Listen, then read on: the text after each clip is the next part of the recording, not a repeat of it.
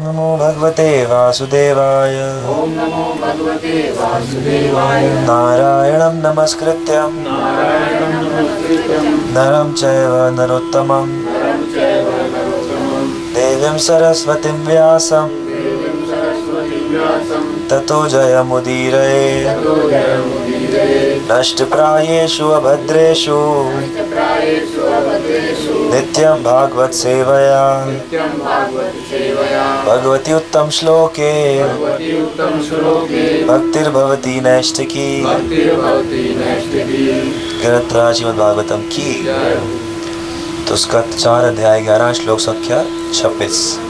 एषः यह भूतानि समस्त सृजित प्राणी भूत आत्मा समस्त जीवात्माओं के परमात्मा भूत ईशः प्रत्येक के नियंता भूत भावनः प्रत्येक के पालन करता स्वशक्तिया अपनी शक्ति से मायया बहिरंगी शक्ति से युक्तः ऐसे साधन से सृजति उत्पन्न करते हैं अति संहार करते हैं च तथा पाति पालन करते हैं च और एष भूतानि भूतात्मा भूतेषु भूतभावनः स्वशक्त्या मायया युक्तः सृजत्यति च पाति च। पूर्ण पुरुषोत्तम भगवान समस्त जीवात्मा के परमात्मा है। वे हर एक के नियामक तथा पालक है। वे अपनी बहिरंगी शक्ति के माध्यम से सभी जीवों का सृजन पालन तथा संहार करते हैं। तात्पर्य, सृजन करने में 2 प्रकार की शक्तियां कार्य करती हैं। श्री भगवान अपनी बहिरंगी भौतिक शक्ति के द्वारा इस भौतिक जगत का सृजन करते हैं, जबकि वैकुंठ लोक तो उनकी अंतरंगी शक्ति का प्राकट्य है। वे सदैव अंतरंगी शक्ति के संबंधित रहते हैं, किंतु भौतिक शक्ति से सदैव विलग रहते हैं। अतः श्रीमद् भगवत गीता में श्री भगवान कहते हैं, मस्तानि सर्वभूतानि नाचाहं तेषु अवस्थितः। सभी जीवात्मा या तो मुझ में या मेरी शक्ति में निवास करते हैं, किंतु मैं सर्वत्र नहीं रहता। वे व्यक्तिगत रूप से वैकुंठ लोक में सदैव स्थित रहते हैं। भौतिक जगत में जहाँ कहीं भी वे व्यक्तिगत रूप से उपस्थित रहते हैं, वह वैकुंठ लोक ही समझा जाता है। उदाहरणार्थ श्री भगवान शुद्ध भक्तों द्वारा मंदिरों में पूजे जाते हैं, अतः मंदिरों को वैकुंठ लोक समझा जाता है। तो यहाँ पर स्वयंभू मनु भगवान के बारे में बता रहे हैं और बता रहे हैं कि कैसे भगवान हर एक के अंदर भी है, लेकिन सबके अंदर होते हुए भी वो सबसे अलग भी है। मतलब हम सबके अंदर भी भगवान है, बाहर भी भगवान है, हर एक कण कण में भी भगवान है, और ये सब होते हुए वो अपने लोक में भी स्थित है। तो जैसा हम ये चर्चा करते हैं कि भगवान के 3 अलग अलग स्वरूप हैं, ब्रह्म परमात्मा भगवान। तो ब्रह्म यानी कि कण कण में विद्यमान, परमात्मा यानी कि सबके हृदय में रहने वाले, और भगवान यानी कि अपने धाम में निवास करने वाले।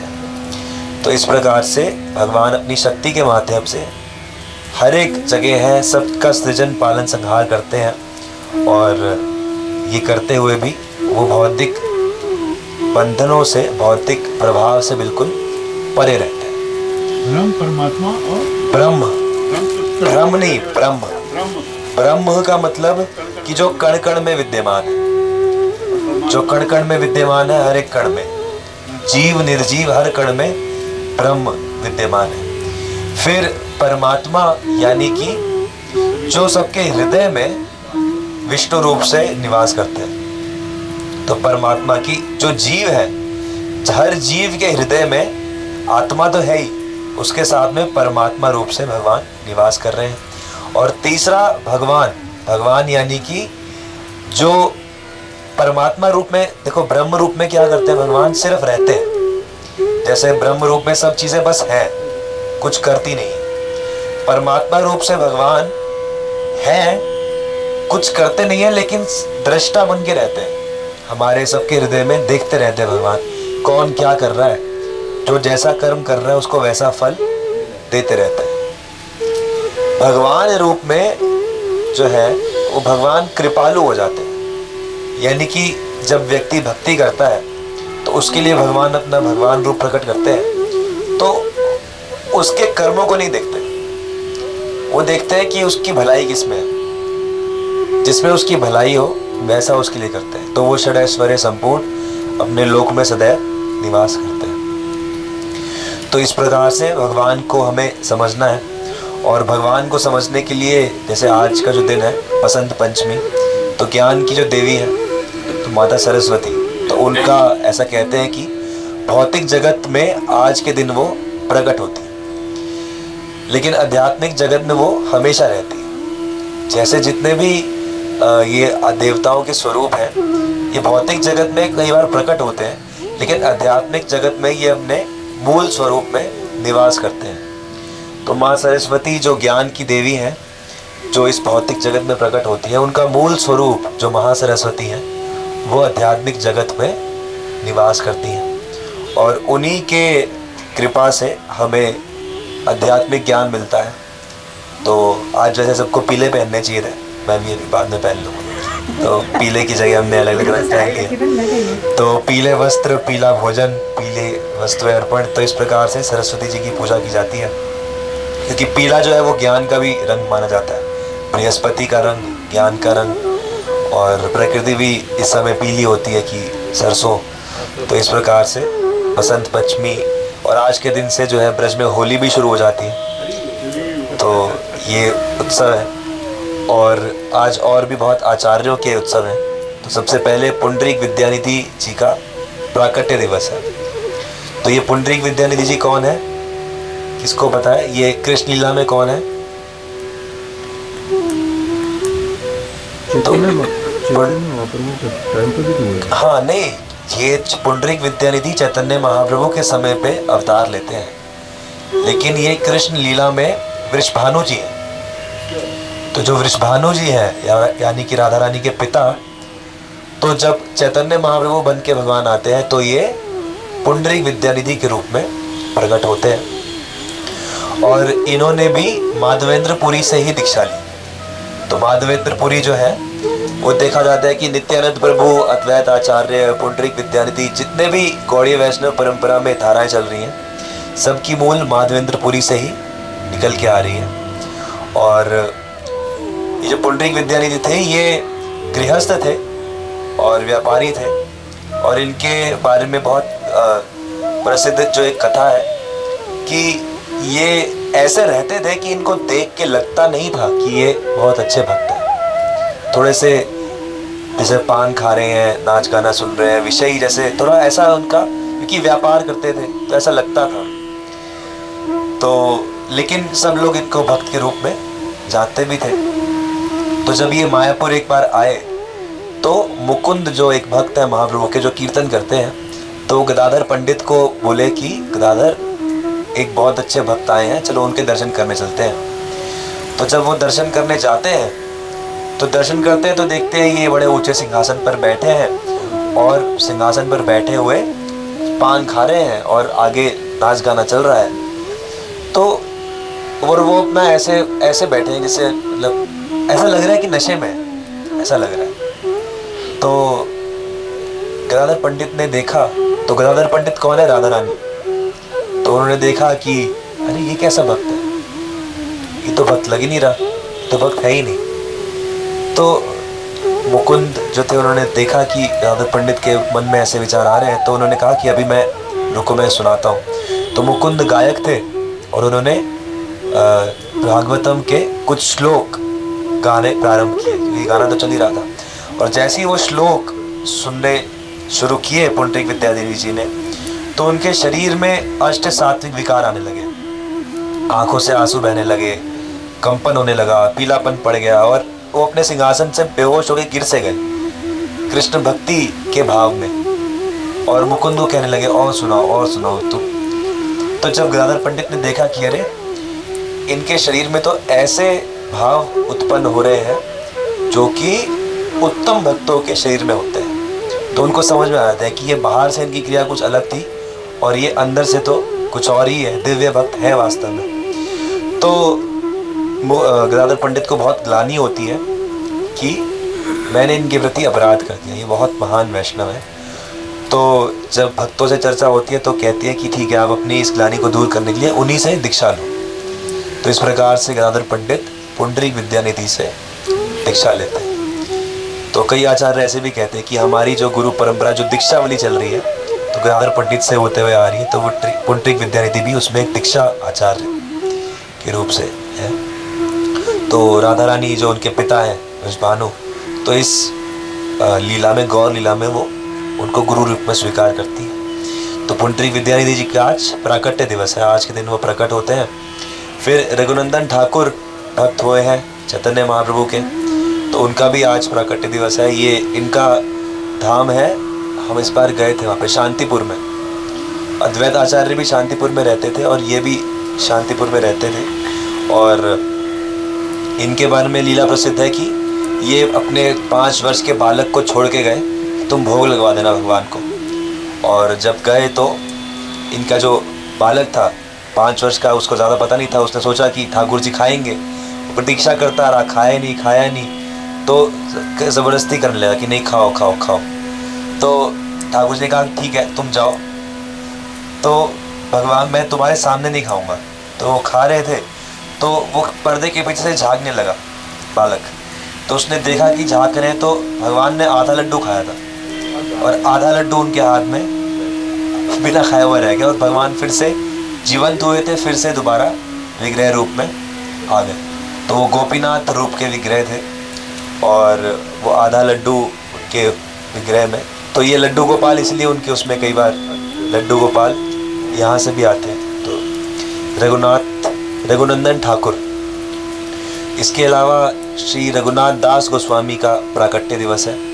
तो रघुनाथ दास गोस्वामी जो है 6 गोस्वामियों में से एक है, जो कि कृष्ण की वृंदावन लीला में कौन है, किसको याद है,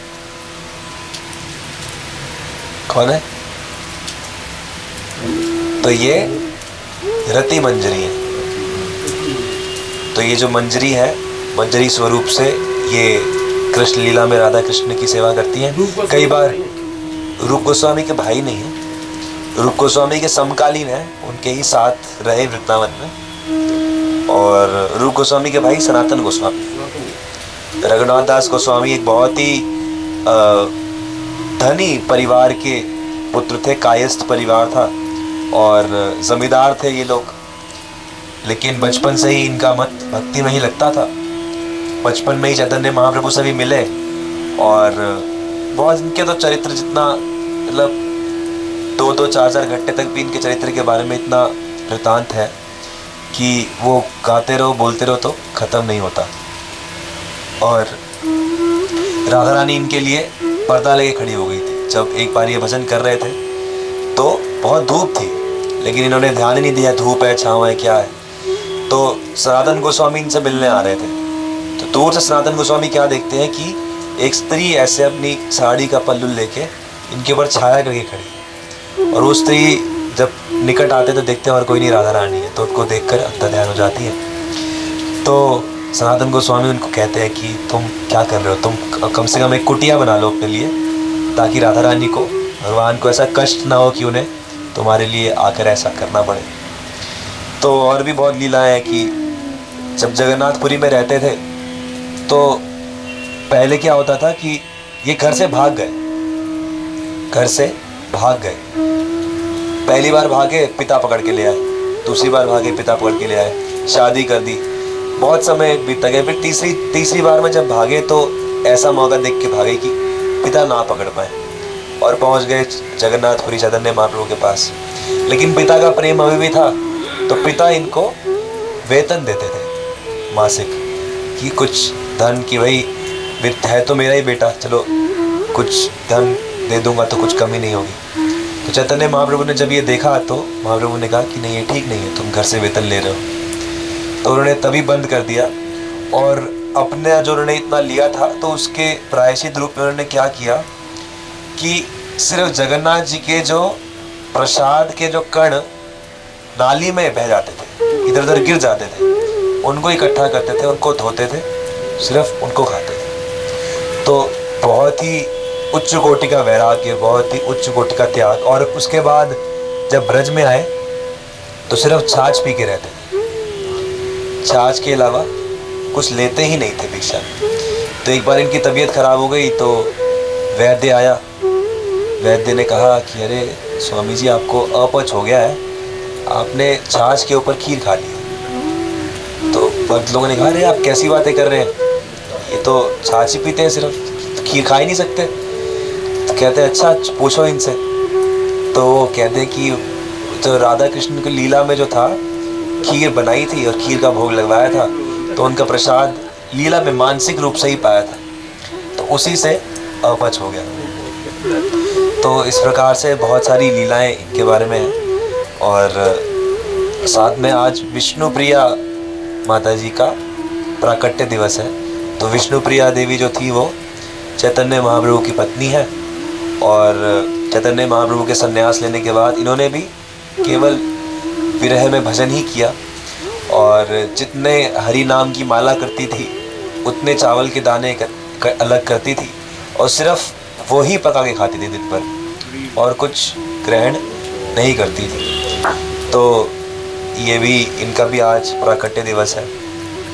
और आज एक आचार्य का तिरुभाव दिवस है, विश्वनाथ चक्रवर्ती ठाकुर। तो ये जो विश्वनाथ चक्रवर्ती ठाकुर है ये भी मंजरी स्वरूप है। इन्हें ऐसा कहा जाता है कि रूप गोस्वामी एक दूसरा रूप लेके आ गए अपने सारे ग्रंथों को समझाने के लिए। तो रूप गोस्वामी ने जितने ग्रंथ लिखे, बहुत सारे ग्रंथ लिखे, उन सब के ऊपर विश्वनाथ चक्रवर्ती ठाकुर जी ने कुछ आगे की लिखी है। और भागवतम के ऊपर टीका भी लिखी है। और संकल्प कल्पद्रुम नाम के ग्रंथ लिखा है, जिसमें संकल्प है कि मैं कैसे कैसे राधा कृष्ण की सेवा करूं या कर सकता हूं। तो ऐसे करके बहुत सारे ग्रंथ इन्होंने लिखे हैं। और इनके चरित्र में भी एक जो सबसे महत्वपूर्ण लीला है कि एक बार ब्रज के जो भक्त थे वो इनसे चिढ़ गए। क्यों चिढ़ गए? क्योंकि इन्होंने ये स्थापित किया कि राधा कृष्ण का जो पराकीय भाव है वो ज़्यादा, उसमें ज़्यादा श्रेष्ठ रस है।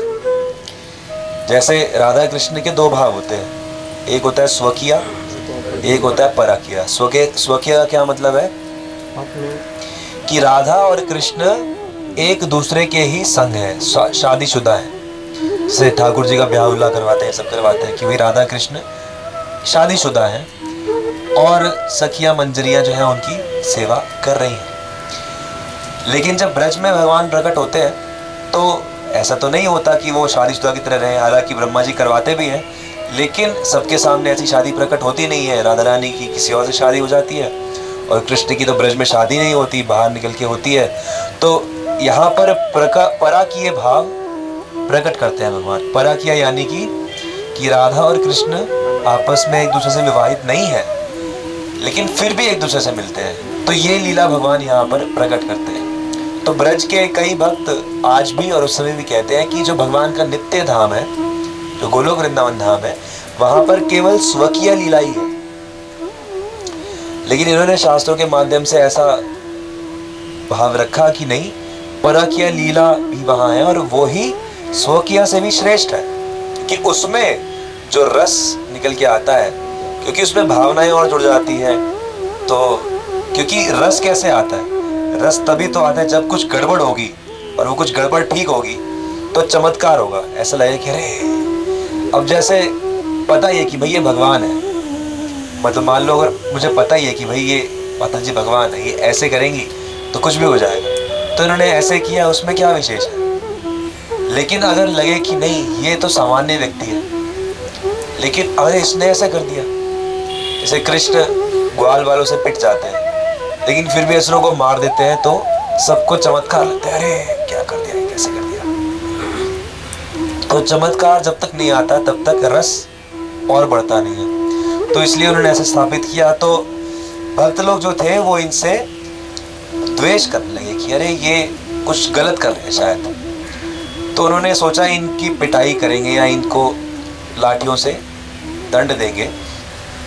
तो रात के समय वो इनके घर के बाहर, मतलब सुबह, बिल्कुल सुबह 4-5 बजे के आस पास इकट्ठे हो गए कि ये जैसे ही बाहर निकलेंगे इनकी पिटाई करेंगे।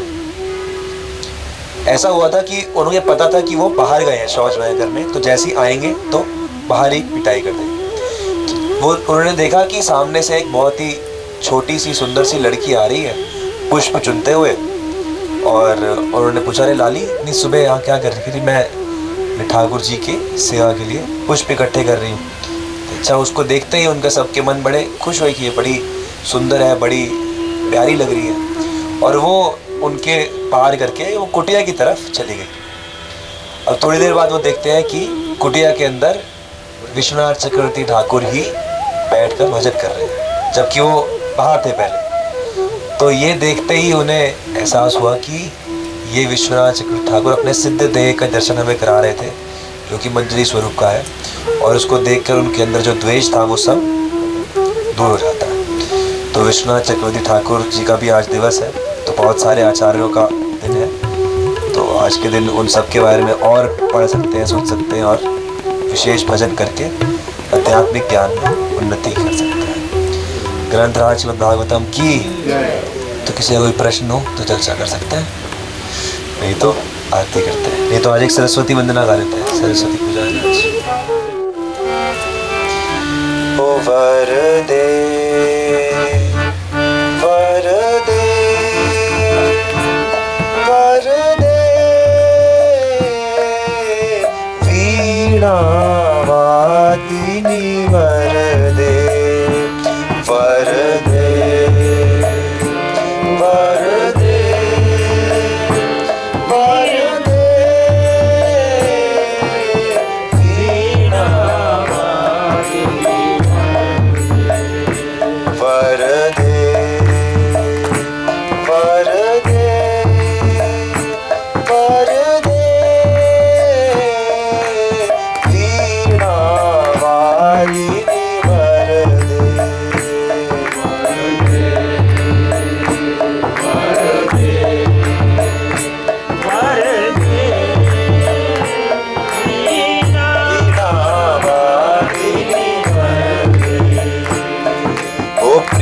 स्वतंत्र रव अमीय मंत्र नव, प्रिय स्वतंत्र रव अमीय।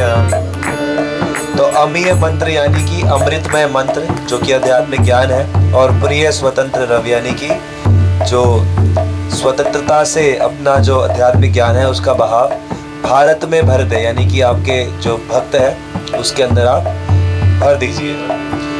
प्रिय स्वतंत्र रव अमीय मंत्र नव, स्वतंत्र रव अमीय मंत्र भारत में भर दे, भारत में भर दे, ओ भर दे भर दे भर दे वीणा वादिनी भर दे भर दे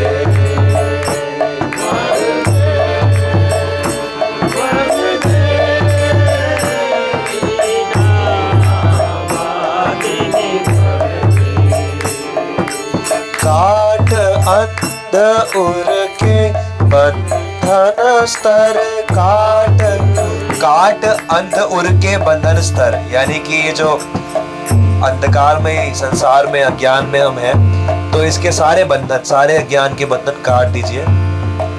काट अंध उर के बंधन स्तर, बाहा जननी ज्योतिर्मय निर्जर, कि ज्योतिर की धारा को बिल्कुल अविच्छिन्न रूप से बहा दीजिए।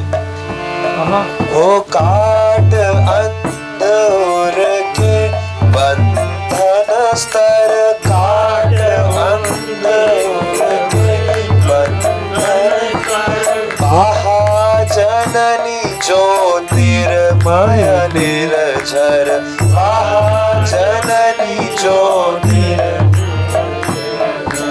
कलुष भेद तम हर प्रकाश भर, कलुष भेद तम हर कलुष भेद तम हर प्रकाश भर। ये जो भौतिक संसार का सारा आवरण है, इसको भेद कर तमगुण का हरण करो और प्रकाश भर दो। कलुष भेद तमहर प्रकाश भर, कलुष भेद जगमग जग कर दे, जगमग जग कर दे, वीणा वादिनी वर दे, वर दे, वर दे, वर दे, वीणा वादिनी वर दे, वर दे,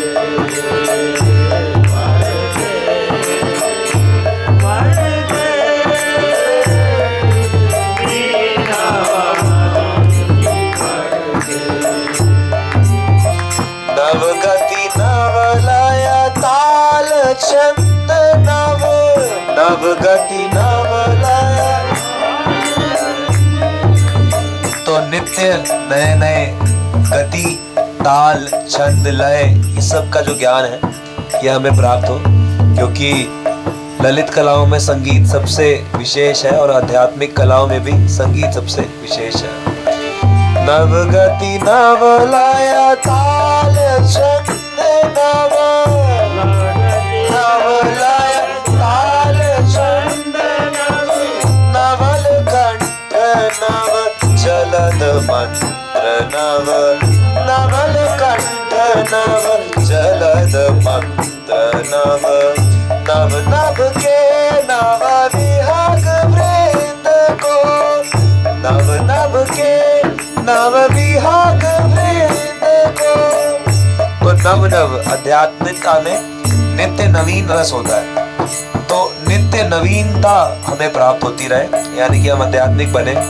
नव नभ के नव विहग वृंद, यानी कि नए आकाश पे नया पक्षी, मतलब रोज नया आकाश और नया पक्षी की तरह मैं नई नई सेवाएं राधा कृष्ण की करूं। नव पर नव स्वर दे, तो नए नए स्वर मिले और हमेशा नित्य नवीन, क्योंकि आध्यात्मिकता में ऐसा ही होता है कि रोज रोज नया नया रोज रोज होता रहता है, कभी बोरियत, कभी एक ही चीज पे स्थगित, ये सब नहीं होता। नव पर नव स्वर दे, नव पर नव स्वर